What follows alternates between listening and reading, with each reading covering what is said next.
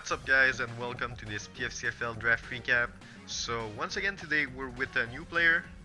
His name is Ronnie Hefner. He's from the United States, and he's gonna be the coach of the San Jose Sharpedos.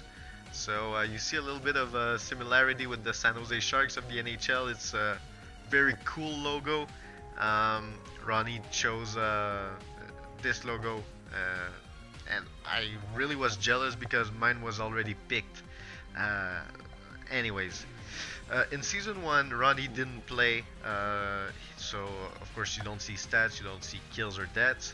But in season 2, he's gonna be in Kalos East division, so he's gonna play against me, Max, and Anthony.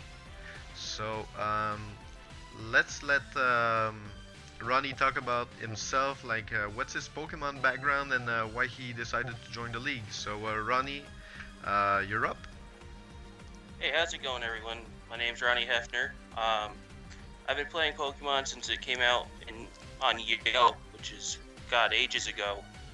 I only recently got into competitive, like a year and a half ago, and it has taken me quite a while to get to the point where I felt comfortable joining something like this, but I feel like it's about time I joined it.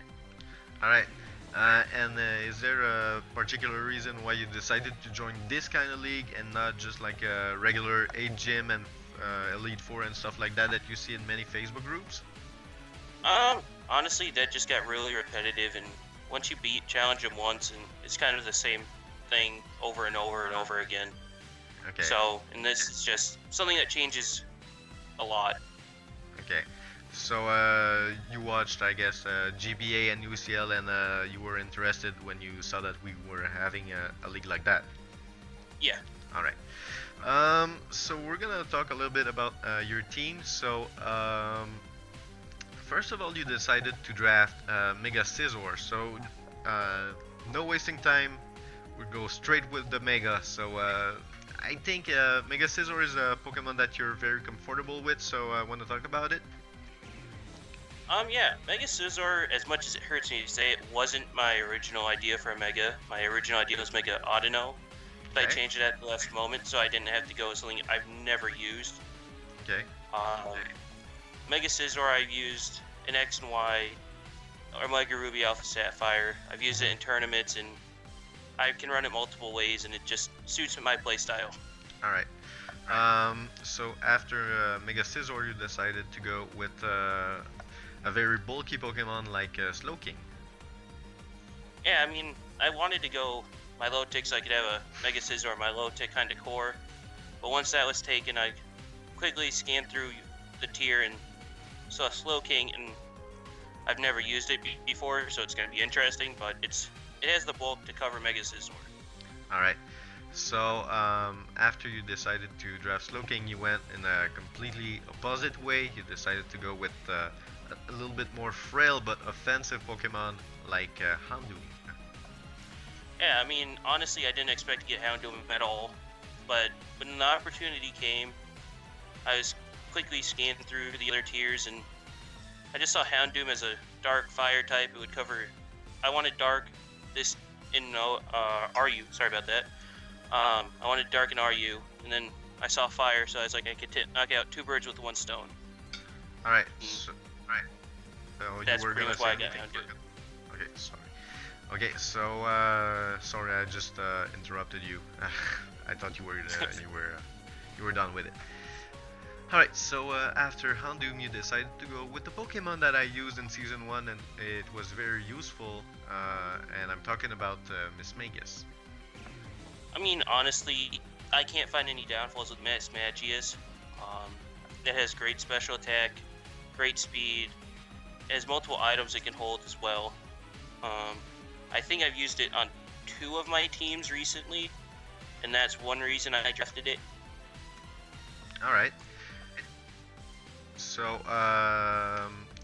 second OU Pokemon was Dragonite. So, everybody knows what style of play Dragonite fits. It's more of a bulky Pokemon, but you're gonna have to be careful with the rocks. It's a bulky offensive, but like multi-skill is gonna be a key if you want to win. That's what I meant. I mean, I've used Dragonite a lot. My friend Josh, I didn't know how to use him for a long time, and my friend Josh sat me down and explained how to run Dragonite. And I have a few Dragonites that I made with my own movesets, and they're honestly out of the box. In Dragonite, it just is a Pokemon that has decent stats all around, in my opinion. It can be run many different ways. Yep.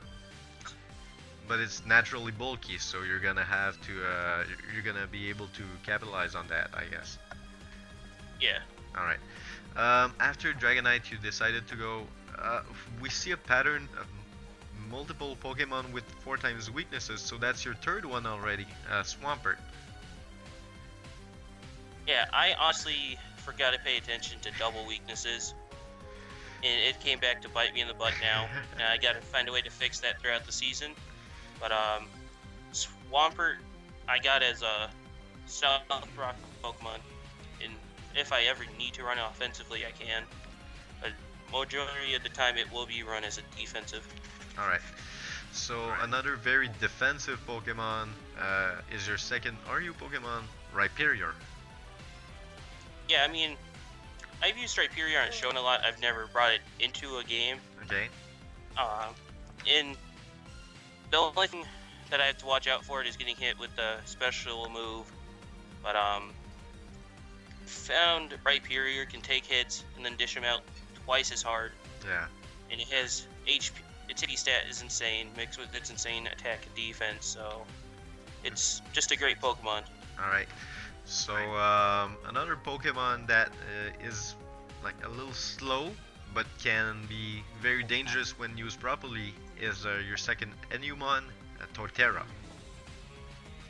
I am truly surprised at Torterra lasted that long, but I honestly had a brain fart there. If I drafted Swampert, I did not want to draft Torterra, and I completely forgot about that, so I kind of got Torterra.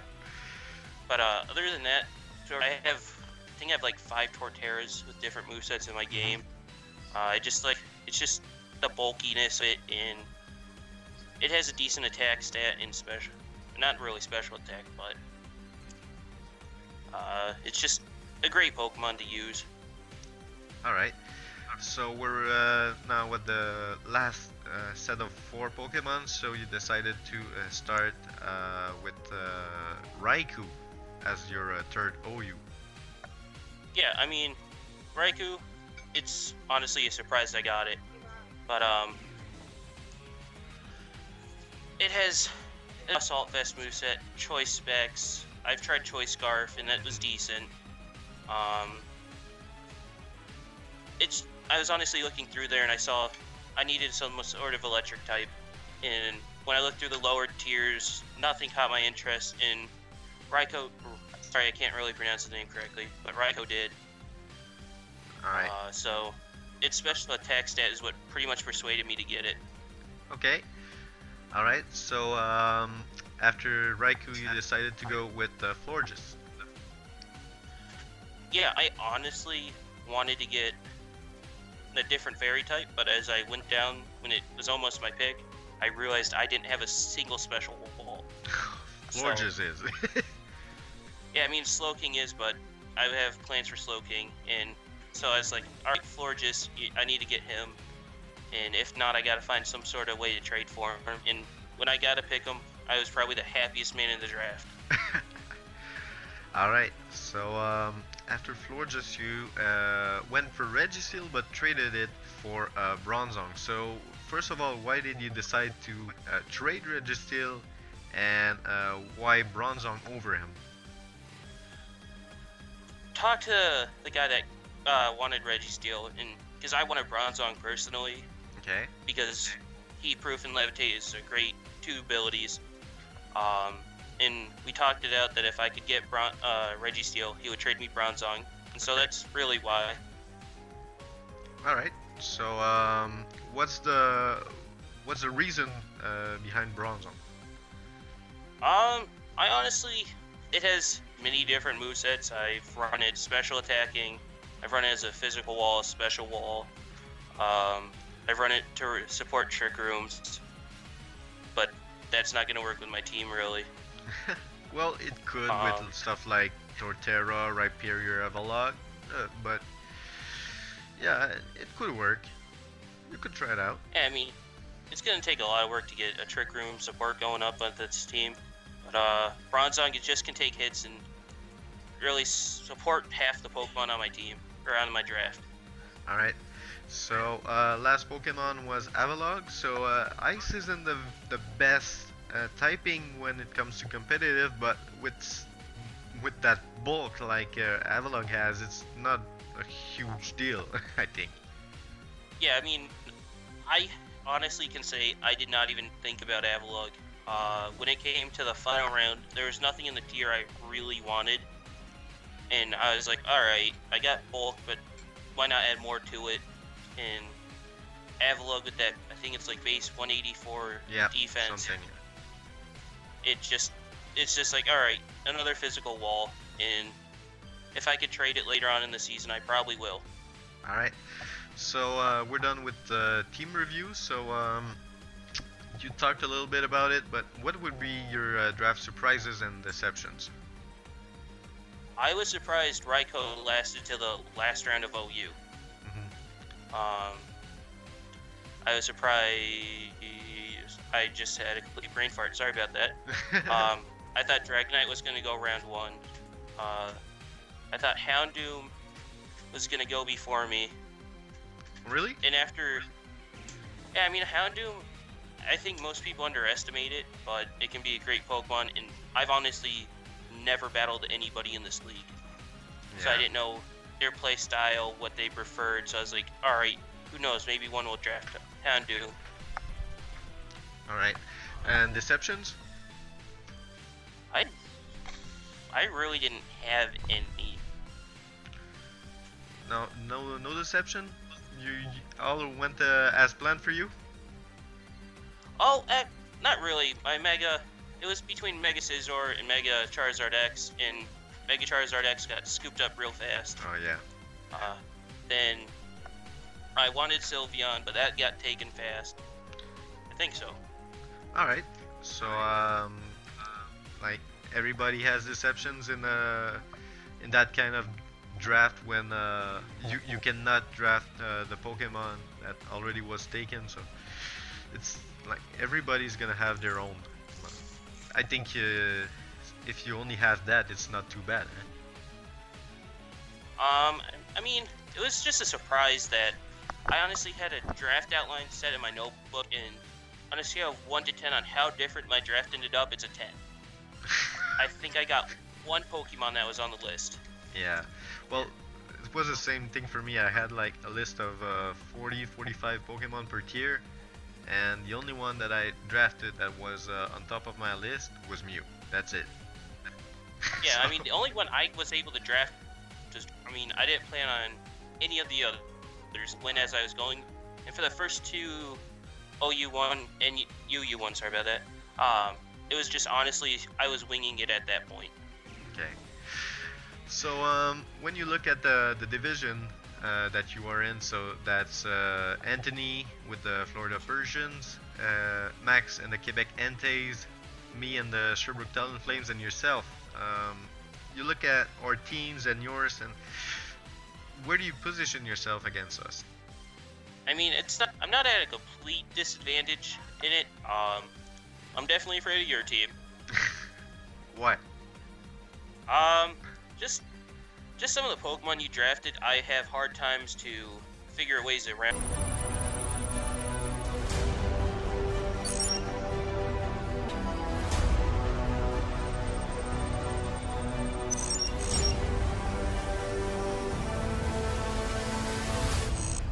That.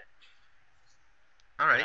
When it comes to facing you, but I'm not too terribly afraid of the other teams, but in the back of my mind, it's like, oh, they got great teams that can easily body mine. All right. So, what are your personal objectives this season? Is it like to get a certain amount of wins, make the playoffs, get like a certain like kill count, or just like to have fun? I mean, my main goal is to have fun. Yeah. It's my first time ever in a league. So the first time in a league, I have no idea what's going on. I would love to finish an even record. Um, and I mean, if I could make the playoffs, I'd be the happiest camper in the world. All right. All right. So thank you very much, Ronnie, for stopping by for the recap. So I hope that you have a lot of success in this season, but not too much against me, please. I need those 2 wins. And I wish you the best of luck too. All right, thank you very much. So that's it for today, guys. Please leave a like, comment, subscribe, follow me on Twitter and on Twitch. If you guys want to follow the PFCFL from the inside, the link to the group will be in the description below. Also, please visit our friends at Poketown. So you see the link at the bottom right of your screen, and it's also going to be in the description. So that's facebook.com/group/Poketown. So, yep, that's it for this video. I'm out. Peace.